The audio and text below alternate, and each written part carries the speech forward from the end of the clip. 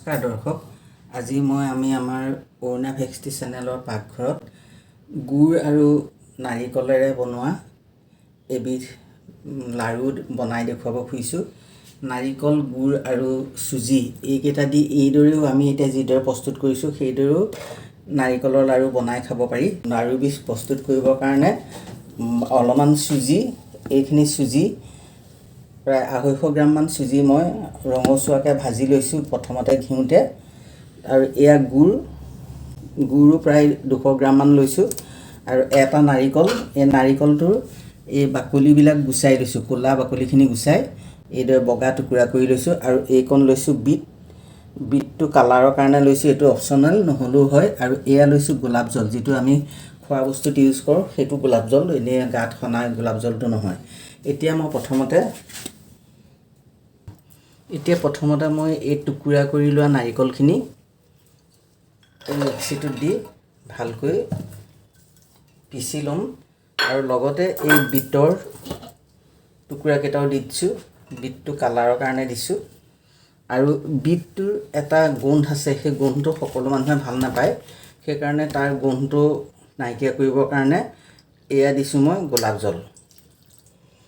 জলৰ গোন্ধটো ওলালে বিটৰ গোন্ধটো নাইকিয়া হয়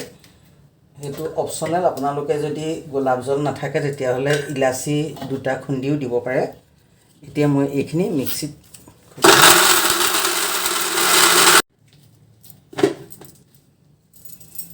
এইদৰে আমি গুড়ি কৰি ললোঁ ইয়াতে গোলাপ জল দি দিছোঁ আৰু এতিয়া মই ইয়াতে এই 200 গ্ৰাম মান গুড় ইয়াত দি দিলোঁ দি পেলাই এইটো এনে হাতেৰে মোহাৰিলে বেছি লাড়ুটো ভাল হয় সেইকাৰণে মই হাত ইউজ কৰিছোঁ খুব ভালকৈ এইদৰে গুড় আৰু নাৰিকল আৰু বিট আনি ল'ব লাগে এই নাৰিকল আৰু গুড়খিনি এইদৰে ৰস ওলাই যোৱালৈকে হাতেৰে সানি পেলাব লাগে দেখিছে ইয়াৰ ৰস ওলাই গৈছে চেপুতে ইয়াৰ ৰস ওলাইছে এই ৰস ওলাই যোৱালৈকে নাৰিকল আৰু গুড়খিনি মিক্স কৰি পেলাব লাগে হাতেৰে মিহলি কৰিলে বেছি ভাল হয় স্মেচাৰ বা কিবা দি পেলাই আপোনালোকে মিক্স কৰিব পাৰে কিন্তু তেতিয়া ইমান ভাল মিহি নহয়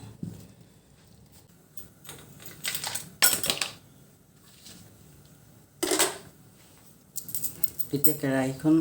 গৰম হ'ল ইয়াতে মই এই মিক্সাৰখিনি ধুনীয়াকৈ দি দিম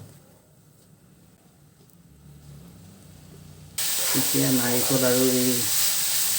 বিট দিয়া গুড়েৰে সৈতে সানি লোৱা মিক্সাৰখিনি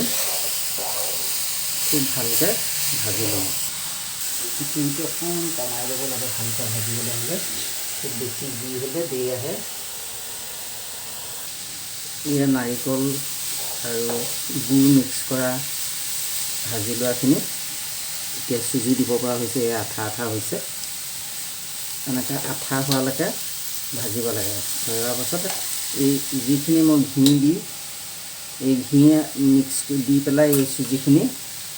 ভাজি থৈছিলোঁ আগতীয়াকৈ সেই চুজিখিনি এতিয়া ইয়াৰ লগত মিক্স কৰি দিম জুইটো কমাই ল'ব লাগে তেতিয়া এই গোটেইখিনি ভালকৈ মিলি যোৱাকৈ জুইটো কমাই লৈ লৰাই থাকিব লাগে কেঁচা চুজি দিলে কিন্তু লাড়ুটো ভাল নহয় এইখিনি ভালকৈ ভাজি লৈ এতিয়া মই লাড়ু বান্ধিব পৰা হোৱালৈকে লৰাই থাকিম এই মিক্সাৰখিনি ভাজোঁতে এটা কথা চাব লাগে যেতিয়া কেৰাহী দাঁতিত নলগাকৈ সম্পূৰ্ণ একেলগে লগ হৈ আহে গোটেইখিনি তেতিয়া জানিব লাগে যে ভালকৈ মিক্স হৈছে এতিয়া গোটেইখিনি কেৰাহীত অকণো লগা নাই সম্পূৰ্ণ মিক্স হৈ গৈছে এতিয়া মই গেছটো বন্ধ কৰি দিম এতিয়া এই মিক্সাৰখিনি গেছটো বন্ধ কৰি দিলোঁ যদিও ঠাণ্ডা হোৱালৈকে এনেকৈ লৰাই থাকিব লাগিব যাতে তলত ধৰি নাহে কাৰণ কেৰাহীখন গৰম হৈ থাকে এনেকৈ থৈ দিলে তলটো বেছিকৈ খৰখৰীয়া হৈ যাব পাৰে লাড়ুটো বান্ধিবলৈ তেতিয়া অসুবিধা হ'ব